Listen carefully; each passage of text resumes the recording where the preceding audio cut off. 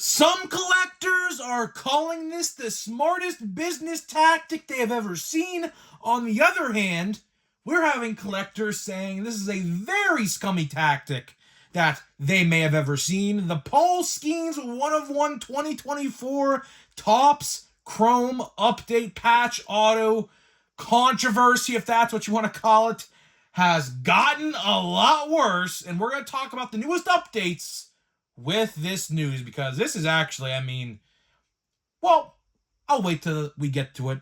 You can make up your mind for yourself what you may think of this. So, either way, what's going on, guys? It's Grip Rip, and before we get into the video today, let's plug the giveaway as usual. So at 11,000 subscribers, we'll be giving away Series 1 packs. All you gotta do is be subscribed, like this video, turn on the post notifications for all the content that you see here on the channel, and last, but certainly not least, leave a comment down below of your craziest, wildest, and boldest takes you have for this upcoming baseball season, which pitchers and catchers report in 16 days. So, yeah. And that's also subsequently the same day that Series 1 also comes out. So 2 weeks away. 2 weeks away from the big day. Of course, stay tuned here on the channel. We're going to be covering it all, of course, as we always do. So here we go. And the first thing I do want to say before we actually get into the meat and potatoes of this video is announcement of some kind. So you may have seen this yesterday on my community tab. If not, I'll say it now. We have a new Discord server. We have a brand new Discord server. We're going to be talking cards in there. There is a voice channel. We could talk like one-on-one in a big group. I may or may not do that for the other new channel, by the way. Wink, wink. Just heads up.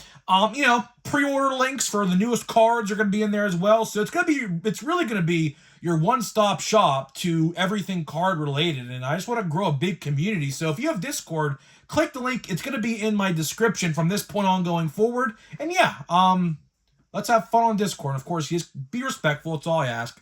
I'm going to have some mods in there and everything too. So all I ask is you just be kind and courteous to others and things like that. And yeah, so we'll have a fun time talking cards on Discord. And by the way, I don't know if you may be seen, there is a channel in that Discord called Gaming. I wonder what that might allude to. I don't know. A little Easter egg for you guys for a potential future project I have down the line. So we'll see what leads to that. So either way, guys, let's get into it. Let's get into this one. This one, as I said in the open of the video, I'm going to leave this up to you to decide what to make of this. Obviously, I have my own opinions. I voiced them loud and clear. But, that's my own opinion. So your opinion may differ from mine and vice versa, and that is completely okay. You are completely allowed to have a different opinion than I do, and that's completely okay. But as you guys know, the Paul Skenes 1 of 1 debut patch auto was pulled on Christmas Day from a family in California, somewhere in California.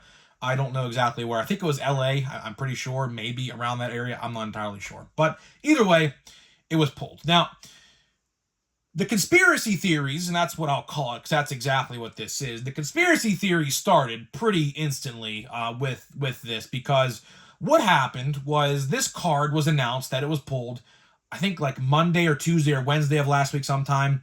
The day later, it PSA 10s perfectly, a day later literally, and the following day after that is back in the hands of Fanatics, where it truly never left, to be honest, because that card obviously was a redemption card, and it never really was in a pack. It wasn't in a pack. I saw some people saying, why wasn't it in a pack? Well, of course, you could do a little thing called pack searching, and that's obviously not what you want to do, because those cards are pretty heavy. Those cards are really, really heavy, and obviously Chrome cards, if you see a big, thick pack like that in a box, obviously that's what it means. You got a debut patch auto, of course. That's what that means. So, that's why it's not a debut. That's why it's a redemption other than a, actual card in the pack. And obviously, you don't want to ruin that card, obviously, because things can happen. Shipping, mishandling of things, and things like that. It can, get damaged in a box as well. So that's really the reason why, and the pack searching, why it's a redemption. And of course, there's another conspiracy how this story's all made up. Well, I gave my opinion on it. If you want to believe that this story is fake, you have all the right to believe that. If you want to believe it's real, then you can believe it's real. I think it's real. I'll tell you why I think it's real. Because number one, apparently the Pirates have already contacted this family who pulled the card. And number two, would I really want my face out there holding that card? Because realistically, I mean, that card's going to go for $1 million. That card is certainly going to be going for $1 million. And would I want my face simultaneously right next to that card? Honestly, probably not. Like, if I would have pulled that card, would I have told anybody except my close family? Probably not. That's just how it goes. I wouldn't want my face tied to that card, obviously. So I understand that. That is a very, very reasonable point and a very reasonable understanding. So I get that. Some people out there with the journal entry, could I see a reality where that is made up? Yeah, I can, but I don't think that's the case. But again, you just don't know. I think it's real, though. Again, I just wouldn't want my face tied to that card, so I completely understand why the family wants to be safe about it. I would do the same thing. I would genuinely do the same thing about it. But that's aside the point. We're not here to talk about that today because we got the real news. And if you missed my video talking about this the other day, go watch it, which we break it all down even further. But in that video, I questioned why Topps didn't announce this card being pulled for so long. Well, we got the full details today, and oh my goodness, yeah, so basically what we thought is true. And I said it in the open. I said, is it a smart business tactic? Or is it a shady business tactic? Again, that's up to you. So the real story, and this comes from an article, again, I believe this is pretty legit. The article claimed that this card, obviously was pulled on Christmas, was notified. Fanatics and Topps were notified about this card January 3rd. January 3rd, 2025. Now, keep that date very, very close to what I'm about to say next. A day later, January 4th, 2025, the post is still up on their Twitter page right now as we speak.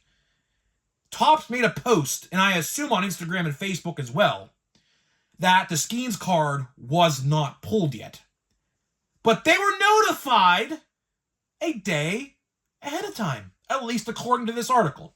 So I'm just going to roll with it. If it turns out to be a different day, then it is what it is. But the article, I guess, is very legit, and the article claims that this card was notified by Fanatics and Topps on the 3rd of January.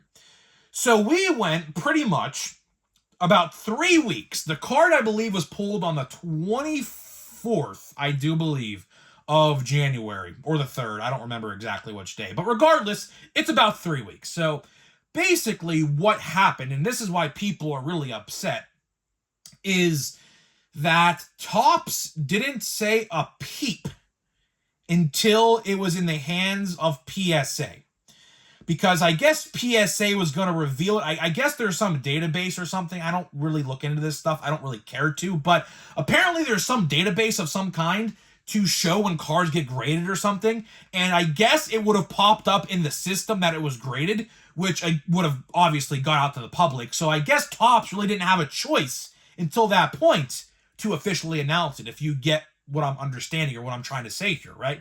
So basically, Topps went with 3 weeks of knowing this card was out. Multiple posts and promotions have been made that this card was not found, and all of a sudden, they knew about it. So here's my problem with it, right? Now, I completely understand the business side of this, okay? But there is a fine line here, okay? Business and ethical. Topps chose to not go the ethical route to spike their profits. And breakers and everything like that also benefited from that decision. So Topps basically, in my honest opinion, chose to go the unethical route to basically bolster the pockets of their own and all of their breakers that were still breaking the product. And people are still breaking the product to this day. I mean, it's very hard to find, but people were still opening the product to this day, looking for that Skenes card or any other card. I think the Merrill card, I did read, is still available. So I think the Merrill card is like the highest one left. Ellie was certainly pulled. I think Jason Dominguez was pulled. I don't know if Jackson Chourio was pulled. I think that's the second best one. It could have been pulled. I don't really remember that one being pulled. But basically the highest one left is Jackson Merrill. Rightfully so. That dude obviously is a freaking beast. Like I always say, Jackson Merrill would have easily won Rookie of the Year if it wasn't for Paul Skenes, no doubt about it. The NL rookie class was freaking loaded. But getting back to the topic at hand to wrap this video up here, right? Do I agree with what Topps did here? Absolutely not. Absolutely not. Because people were still under the impression that this card was still available. And for Topps to not be open and honest, which, again, they went the unethical route here to line their own pockets and to line the breakers' pockets. That's really what they did here. They just protected their breakers. That's how I look at it, at least. Now, again, you may have a different opinion than me, but that's completely fine, right? That's completely fine. You're entitled to that, right?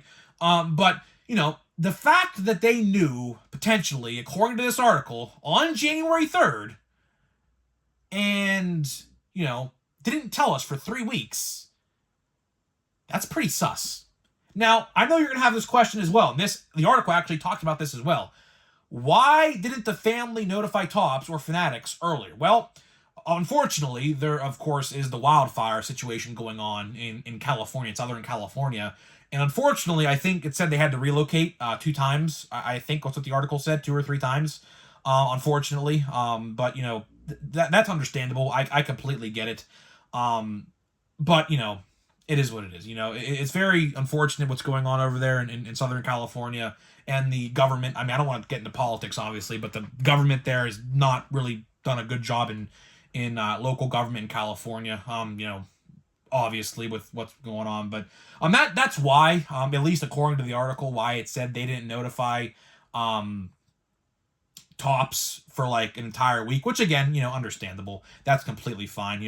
Obviously, life choices and decisions, and that obviously comes first. That's first priority, obviously. But to wrap this video up here and talk about this whole controversy, this is more to blame with Topps than anything else. I mean, great for the family that pulled it. I mean, obviously that is life-changing money. Obviously life-changing money. They declined the Pirates offer, as you guys very well know by now, which, I mean, I would have done the same thing as well, to be honest. 30 season tickets. Listen, do I really want to watch the Pirates suffer for 30 years? No, I don't. But, getting back to my point, this is the blame on Topps. This is absolutely to blame on Topps, and there's no one else to blame for this. Topps intentionally hid this card being pulled so that way it would sell on shelves, because realistically, I mean, don't get it twisted. Don't get it twisted. This release is still a very good release. This release is still a very, very good release. I mean, product of the year, if it wasn't for Platinum Chrome Anniversary. Platinum Chrome, obviously, last year was spectacular. Hopefully this year is just as good. Hopefully. Not crossing my fingers on that one, though. But at the same time, Platinum Chrome, or not Platinum Chrome, Chrome Update is still a very good release, regardless of the Skenes 101 or not. So, did Topps fear that this product would not sell after this card was pulled? Maybe. Do I think that's the case? I don't think so. This release was honestly sold out for the majority of it prior to that even being pulled on Christmas regardless. So I don't really know. This is such a very interesting and unique story. I haven't heard a story like this, and this is making national news, by the way. A lot of people are covering this story. So this is this is a very relevant topic and a very popular topic right now. It's a very bizarre story. The fact that they knew on the 3rd, according to the article, and made a post a day later saying it wasn't found, you can kind of see where the problem lies there. I mean, is it scummy? Absolutely. It is absolutely bottom of the earth, scummy business practice. It is very unethical. Very, very unethical. Did Topps lose trust in the eyes of the collectors with this? Oh, absolutely. If they did know on the 3rd, absolutely. Because why make that post? Why make that post? Now, I get there's other rookies to get as well in that post, like Merrill, I think, was in that post. But why did you have to post that? I mean, because you gave collectors a false sense of hope. That's the key word here, false sense of hope. That when they go to the store and buy that box, or go to the hobby shop and buy a pack, that might be the pack with the golden ticket in it. But it never came to be. So I don't know, man. I don't know. This is a very bizarre story. And again, Topps is the only one to blame here in the media management, the social media team, or whoever. Whoever told the social media team to not post this is at blame here. It's not the family, because God bless them. Millionaires now, so God bless them. It's not their fault at all. It's Topps and Fanatics for giving people a false sense of hope for an entire 3 weeks when they go to stores or wherever, or go to eBay and buy a box that card wasn't in that pack. So that's my opinion on it. That's my opinion on it, and honestly, probably the last time I'm going to talk about it until we get new information. But we might get new information. I don't really know. Until we get new information, I won't talk about it, but if this is the last time, then it's the last time. I don't really know. Obviously, it goes to auction, I believe, in March, I do believe. So, on the new baseball channel that we're going to launch here, I think next month sometime, we might do a live stream on there as it is being bid on, and we might talk about it then. But until then, that's pretty much all I got for you. That's all I got for you today in this video, guys. So hopefully you guys did enjoy this video today. So before we get out of here and open a pack of Chrome Update, let me tell you about today's sponsor of the video. So this video today is sponsored by Smackin' and SeatGeek, my two very good sponsors of my videos. Smackin', click the link down below, 10% off your entire purchase. Click the link down below. They released 2 brand new flavors, limited time only, salt and vinegar and teriyaki. Go give them a try. When they're gone, they're gone. And of course, SeatGeek, $20 off your first purchase only on SeatGeek.com with my promo code GRIPITRIP at checkout. So big thank you to those guys. And yeah, let's just get into a pack. So we have 3 packs left, and probably the last time I'm ever going to open Chrome Update. Because honestly, I don't really have much else to collect in Chrome Update. I mean, I buy a lot of Skenes and Jones stuff on eBay, so, I mean, if I ever do buy this stuff, it's going to be through singles on eBay at this point. And WWE Chrome comes out this Friday, so I'm very much looking forward to that. Not looking forward to the price, though. We did talk about that. The price of Chrome Update, or not Chrome Update, the price of WWE Chrome retail is $35 and $75. So yeah, not looking forward to that one. I don't know. Not looking forward to the price. Is $75 a very steep price for a WWE product?